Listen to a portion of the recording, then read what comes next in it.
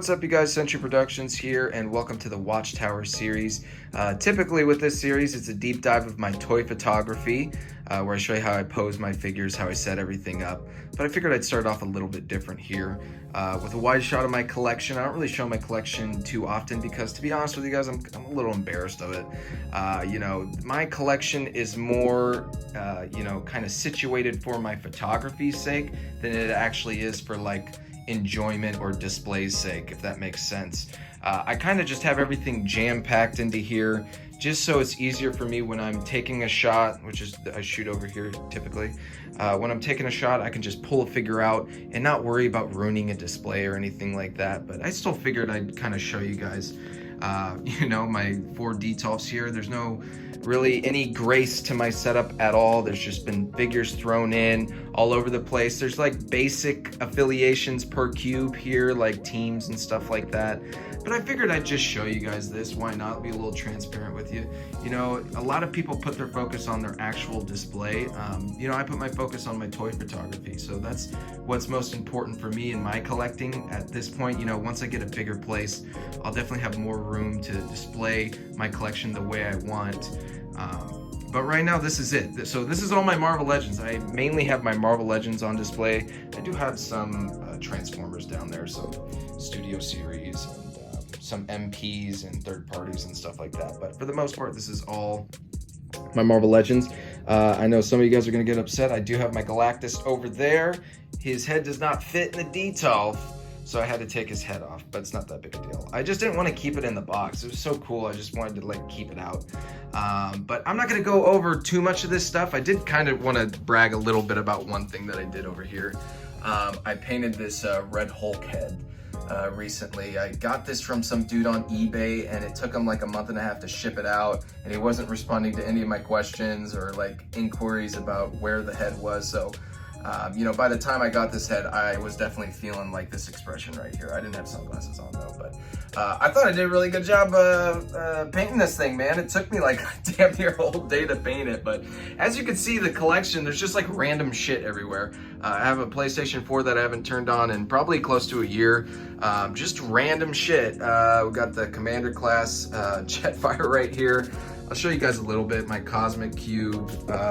There might be some dust in some of these displays. Like I said, I'm kind of embarrassed to show you guys this, but I figured, I always do the same thing for all of my Watchtower episodes where I just jump right into shots. So I figured it'd be kind of interesting to maybe show you guys my shittily displayed collection.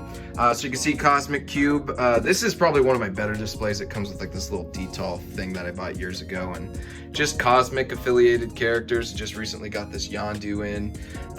We got the X-Force, X-Men affiliated people, bad guys down here.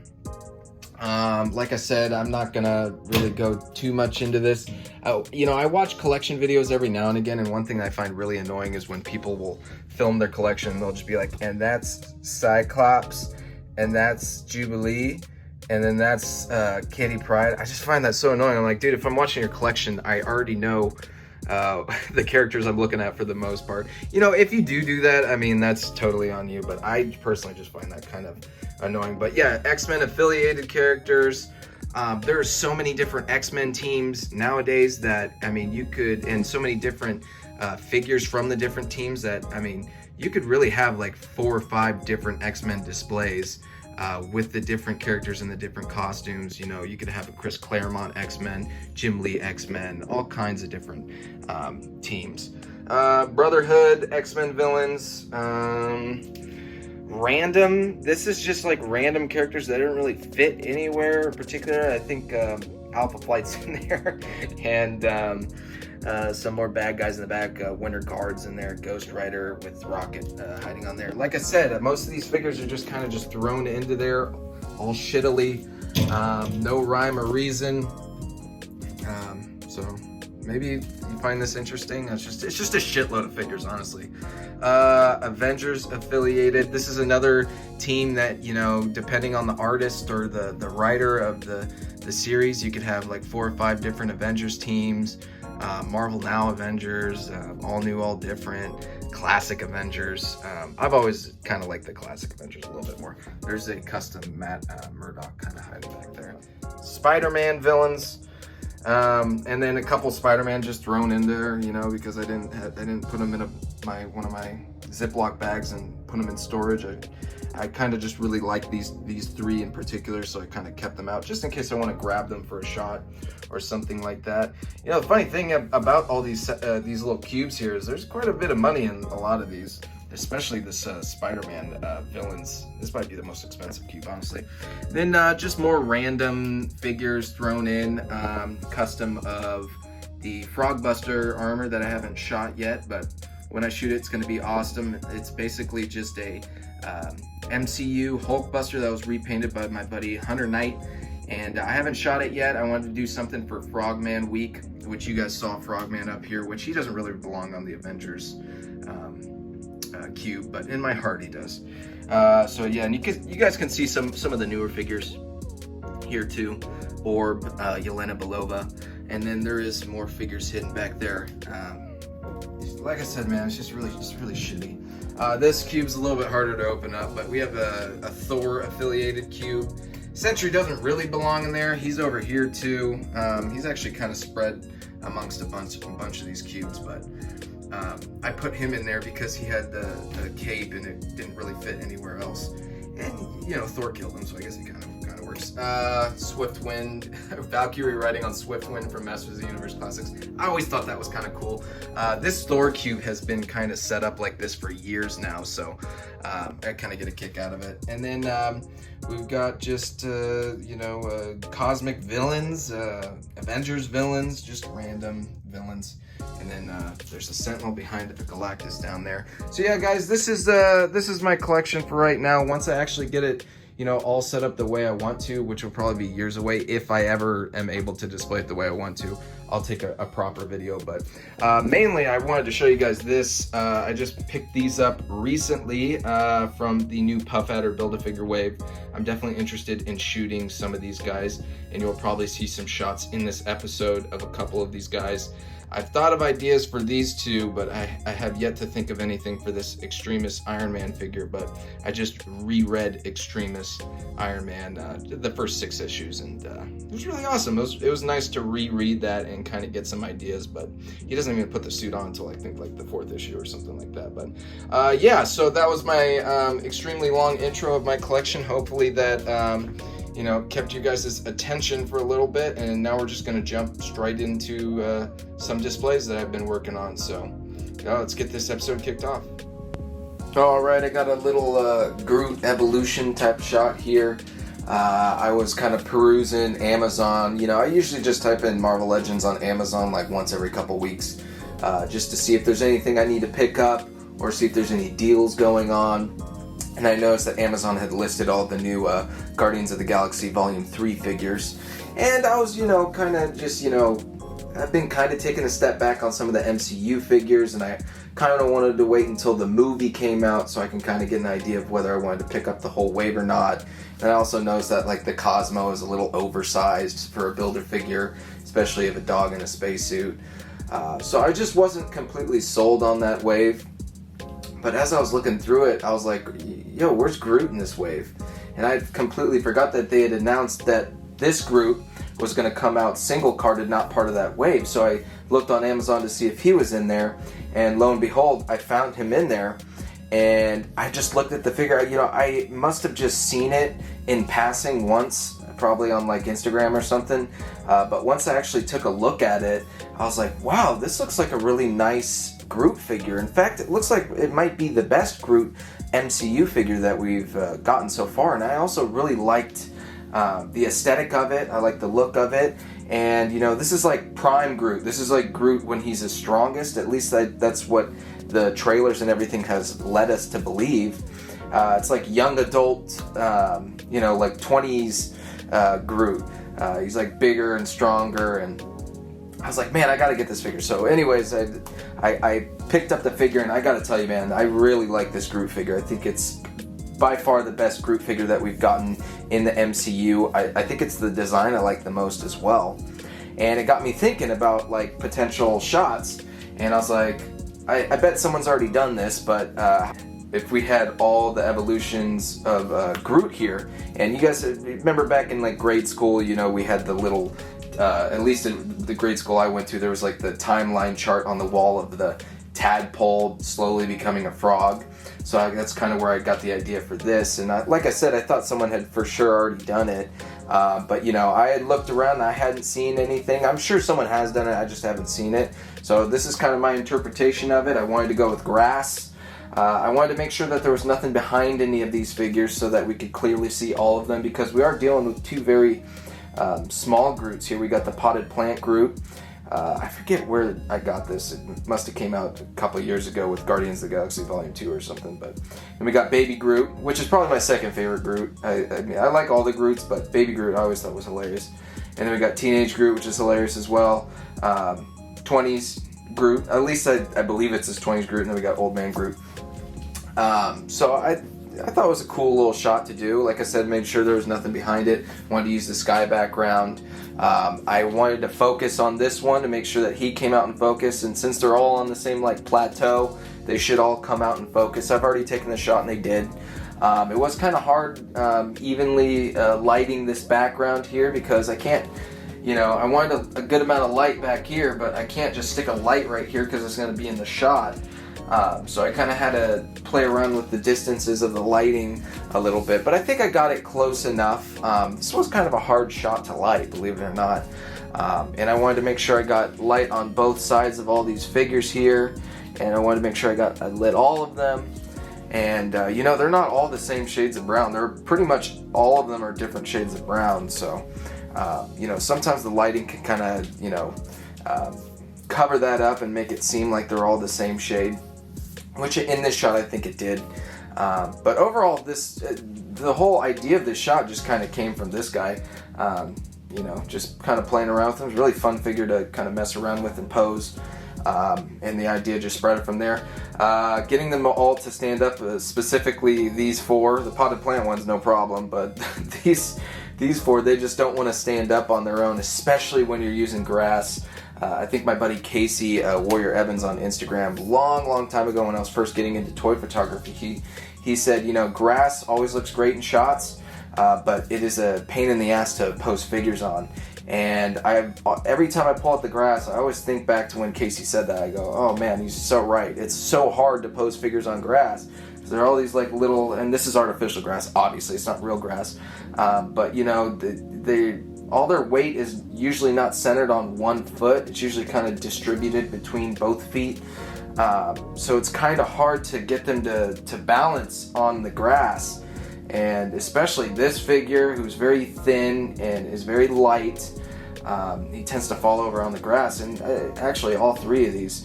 So what I did here is I kind of tacked on, if you guys can see this, right here, I tacked on, that's the Indiana Jones idol. It just was small enough to fit behind his foot there. I tacked it on him, and it kind of gave him a little bit more space on his foot to just kind of distribute his weight a little bit more so that he could evenly kind of sit right there. I didn't do that for Groot, for the old Groot, because his foot is actually a little bit bigger than most of the other feet. So I didn't have as big a problem as these three, including Baby Groot. So this one I also had to, that's a multiple man head, I had to tack on the head. I've done this before. For some reason the head just, it just usually works. It just makes the foot a little bit wider, like I said, distributes the weight, and it kind of helps out with the posing. So, you know, you can use all kinds of different stuff as tools. That's happened probably about 50 times over the course of me shooting this, but there's all kinds of stuff. If you're resourceful enough, you can kind of just mess around and make stuff happen. And you know, just have a little bit of patience. You know, you might lose your shit once or twice, but it's all part of the process. So you can see it kind of stays up for the most part. He'll probably fall again, but these two are definitely falling the most. And then the Baby Groot, I was having a hard time posing him. See, I just got them both up. I just took my time with it. One-handed, by the way. I'm an expert. This baby Groot was actually sitting lower than the potted plant Groot, and I didn't like that. You know, the evolution, they all slowly get taller. So he is if you could see, he is a little bit taller. Hopefully you guys, this is in focus. He is a little bit taller than the potted plant, but in order to do that, I had to stick him on top of this little blade of fake grass, and just to make him sit a little bit taller, and that's when I was having trouble running into him not standing up on this thing. So yeah, just kind of playing around with it. It was a little difficult. There's not really much more to show with this shot, guys. It's just them sitting on top of some grass, and then a little bit, probably about a foot distance between them and the background. So let's check out this shot. It's pretty cool.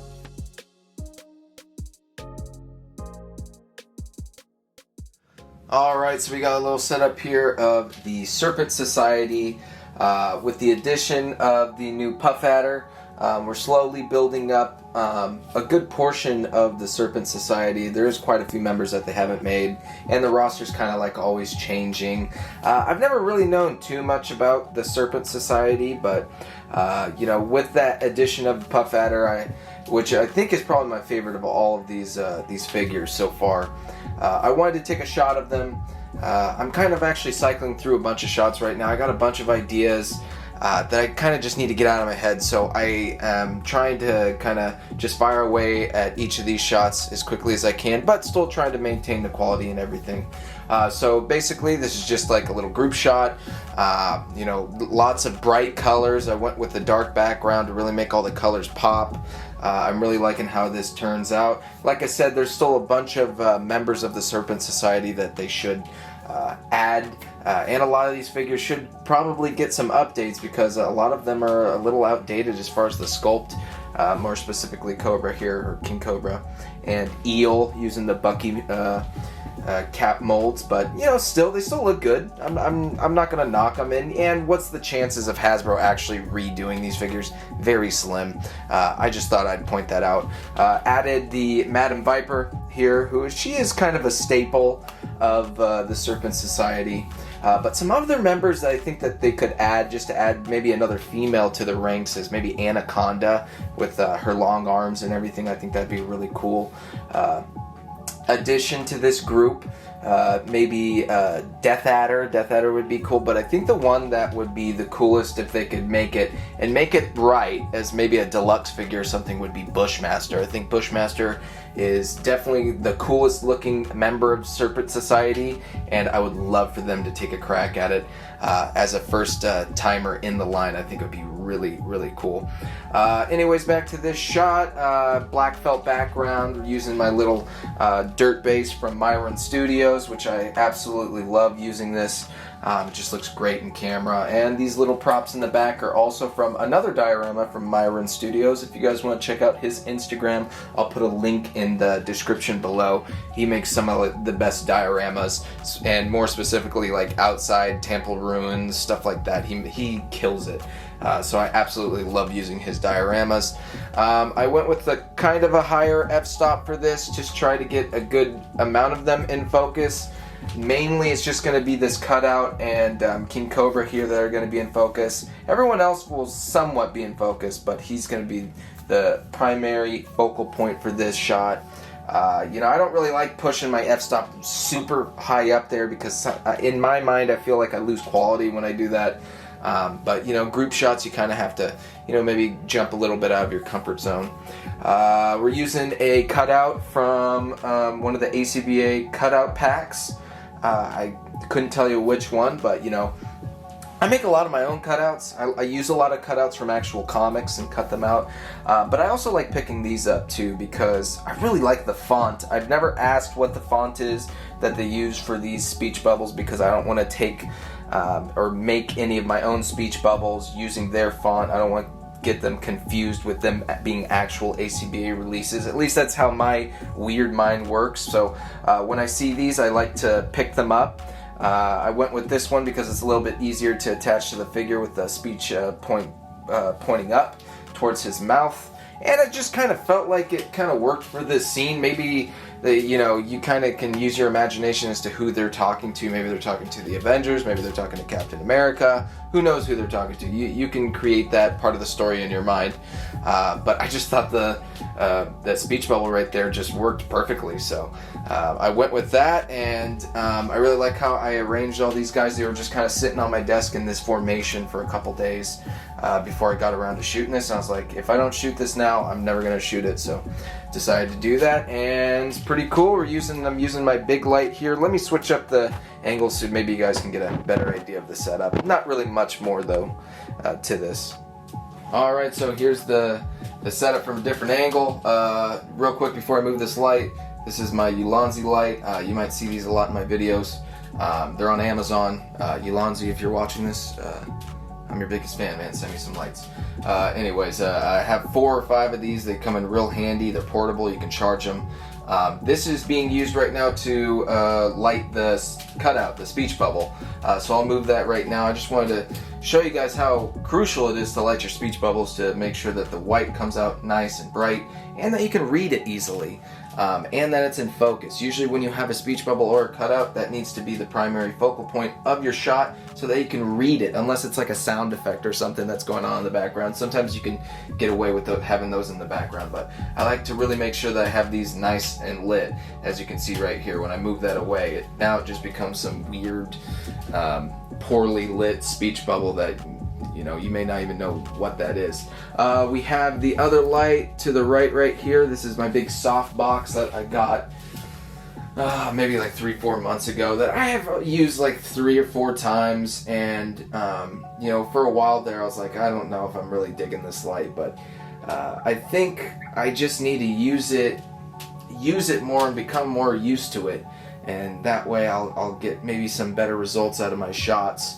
And I'm actually really liking what it's doing right here. The main problem I have with this softbox is that I almost always have to angle it towards the camera, because if I angle it towards the background, then you'll see it starts lighting the background, and I usually have separate lights that I use to light my background. So I guess I just need to get more used to pointing it towards the camera, giving it the nice side lighting. The cool thing about this light is it spreads the light very evenly across the figures, and it doesn't have like a very concentrated area of the figure that it's shining light on. So I like that. That's why they're so big. I'm sure any of you actual photographers out there are like, yeah, that's why we use them for like models and shit like that. So I'm getting used to using them. I need to use it more. I have 2 of them. They take up a lot of space though, so slowly but surely we'll get back into it.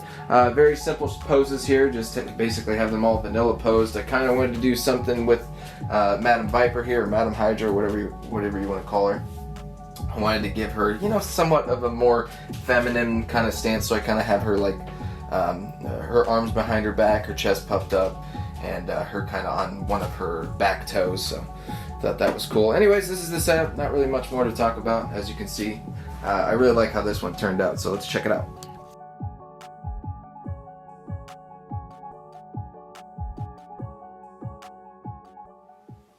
Alright, I got a little Avengers action for you guys here. We were kind of talking about the Puff Adder figure from the last shot with the Serpent Society, and I was just thinking about how strong a wave that was. We got Cap, Wonder Man here, Iron Man, Yelena Belova, Orb, which I didn't really know too much about, but he was a cool character, a funny character, and I'm happy to add him to the collection. And like I said, it's a very strong wave. It kind of reminded me of the controller Build-A-Figure wave. I really like that wave as well. So I wanted to do something with Wonder Man here. Wonder Man is probably top 10 favorite characters of all time. Simon Williams is my guy. This is one of my favorite costumes from one of my favorite eras of comics, the early 80s. I believe this costume debuted in Avengers 167. And, those books were so colorful, even back then with Jack Kirby penciling all of them, and then I think it eventually moved to a couple other artists, including George Perez, which is another one of my favorites. So I wanted to make a very colorful shot here, and I've always loved when Beast was on the team, so I'm using the retro Beast right here with Wonder Man, who, if you guys follow comics at all, these guys have teamed up on several occasions. And then, of course, I went with my very simple Iron Man figure here. You know, Tony rocks the helmet and a lot of those old panels. And then of course I went with Vision as well, just to throw a little bit of that green in there. So we've got red, blue, yellow, green with the blue background. I think this really pops, man. This really reminds me of, like I said, the old era of Avengers books, and Avengers is my favorite team, so when I knew they were going to announce this Wonder Man, I really wanted to shoot something with them. Working with the ACBA cutout right here. This is from the Locations and Communications pack. I don't believe they're still selling this, unfortunately, but it came with a bunch of these like little speech bubbles, or I guess it's not really a speech bubble, it's just kind of like a tag to tell you where they're at. And right here it says Avengers Tower. Now, I don't believe Avengers Tower was ever in any of these old Avengers books. It was always the Avengers Mansion, but just working with what I got. I loved the yellow on this little cutout right here. I thought it meshed very nice with the blue. It filled in the space right here. I just thought it looked really cool. So you can see I have that attached to a little flight stand right here. Working with a couple computers. I believe this is from a Teenage Mutant Ninja Turtles set. This is from Jurassic Park. Some other miscellaneous little props. This 3D printed desk I got right here. And then this little banister I got back here. It's from a Pirates of the Caribbean Jack Sparrow figure. And basically it's like the front of a ship. And it came out, I think it was a Diamond Select figure. But it kind of works as a banister here. Yeah, I've always kept on. I sold the Jack Sparrow figure, but I always held on to this because I was like, I could probably fit this in somewhere at some point. And boom, here we go. Our framing's going to be very, like right here. So this will kind of maybe sell the illusion of that being like maybe a staircase or something like that. I don't know. This just kind of reminds me a lot of, or it's definitely inspired by the old Avengers books. So let's take another angle, take a look from another angle here and see what else I got going on. So you can kind of see everything a little bit better. I know that even when I switch to these angles, it's still kind of hard to see everything. You know, if you were just basically in my room, you'd be able to see it a lot better, but just working with what I can show you guys. This is basically on top of a acrylic riser, so it's raising it up, but you still won't see the bottom of it here. I have this little light thing. I don't know how well you guys can see this, but there's like a little light filter I use for these big lights up here. And sometimes when a figure's leaning to one side or another, I'll slip one of these under one of his feet. You won't see it in the frame, but it just kind of makes him stand up and distribute his alignment a little bit better, so he's standing up straight. And you know, Iron Man is just basically leaning up against the banister. I have some light set up here. This light right here is to light the bottom of the desk. This is to light Simon Williams and the cutout. I have another light right up here, which is basically lighting up the whole scene. That's our main light for this. We've got two lights up right here that are giving some figures some backlight, and the light that's up here is also lighting up the Vision and the Iron Man. And we have another light right here, which is hitting them with light from this end. These two are going to be out of focus. Beast, Wonder Man, and the cutout are going to be in focus. And that's basically what we're working with here. You know, I'm not a lighting expert. There's tons of other guys that are way better at lighting than me. My lighting approach is basically to light every area that needs to be lit. I still, you know, trying to work on my dynamic lighting, but it's just never something I've been really, it's not a department I've been very strong in. You know, I've always been really good with cutouts and posing and ideas sometimes, but there's so many people out there that are just, they really kill it with lighting. Definitely something I want to learn and pick up, but you know, I'm working with the same lights I have for years now, so maybe if I pick up some new lights, maybe I'll be able to eventually get on that dynamic lighting grind. But for right now, that's basically how I approach lighting, is light the stuff that needs to be lit, and then maybe my other areas of expertise will make the photo stand out as opposed to the lighting. So yeah, let's take a look at this shot. This is pretty cool.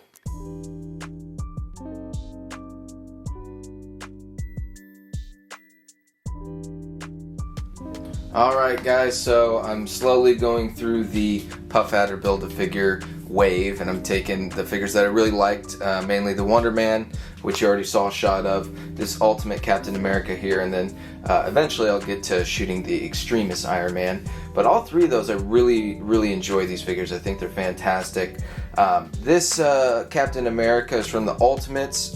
It's a series that I had never read until recently. Actually, within the last like 3-4 days, I actually went through the whole first volume, issues 1 to 13. I haven't started volume 2 yet. I think they're called volumes.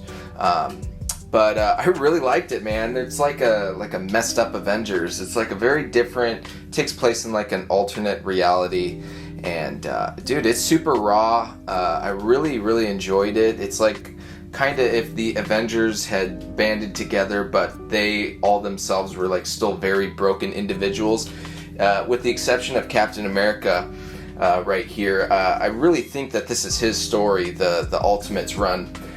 He just really shines in this story. He's very true to his character, Captain America, and he just stacks up the bodies in those comics, and I really enjoyed reading it. So I kind of played around with this figure a little bit. We've kind of seen a lot of the pieces on this figure before, but I was playing around with the shield that came with one of the MCU Captain Americas right here. That way I could show the inside of the shield, because they have the little leather straps that are actually able to go around the figure. So basically what's going on here is he's just slamming through a door. I'm actually really proud of this one. I'm not really super great at action shots, but I think this is probably an exception for me. I'm actually really liking how this turned out. Really focused on the posing here.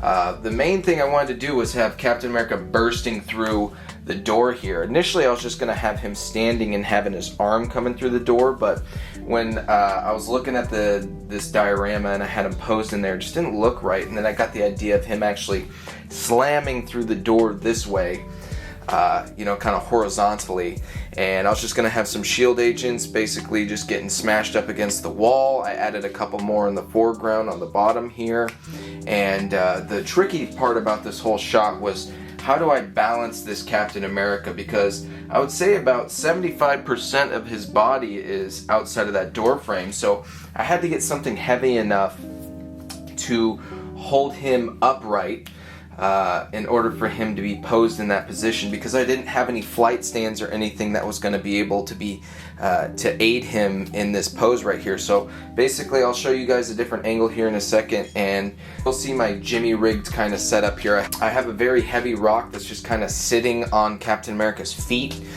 down there, and I just have some comic or some trade paperbacks just kind of stacked up. And it's working out pretty good. I've had this setup up for about an hour now, and it hasn't really moved too much. It did take a lot of finagling though to initially get all this stuff in its first positions, and then I've just been kind of tweaking stuff from here and there. But yeah, we added a cutout. I did attach the door to Captain America using some blue tack. If you guys are curious, I'm sure most of you guys know what this is. Plumber's tack. It's just blue. It's an adhesive that is easily pulled off of plastic. You have to be kind of careful on some other surfaces, but plastic for the most part, which is what we're working with here, action figures. It bonds to the plastic very well, but it can be easily removed with no damage to the actual plastic. Also using tack for this little cutout right here, this wham cutout.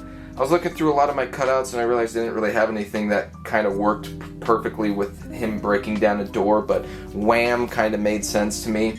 And I felt for this shot it definitely needed some kind of sound effect, because we're going for a very comic kind of inspired shot here, even though I don't think I've ever seen Captain America go through a doorway like this. We saw in the Winter Soldier him basically run through doors, but he's never just put his whole body weight into just kind of smashing through a door like this right here. But like I said, man, I'm kind of actually proud of myself because I'm usually not able to translate action this well. At least I think I'm not. So hopefully the action is being translated very well, or I might be completely wrong and I might be like juicing myself up and it's just not even that cool, but I think it's pretty cool. So I'm going to show you guys a different angle so you can kind of see what's going on a little bit behind the scenes, but this is the main part. This is like the meat and potatoes. Alright, so from this angle you can kind of see what's going on outside of the door. which this is a pretty cool diorama. I found this on eBay a while back, and the cool thing about this diorama that I really liked was that it was pretty much fully enclosed, so it has a roof and everything. Obviously I didn't use the roof here, but these doors actually slide out too. I don't know if that was the intention when they sold it on eBay.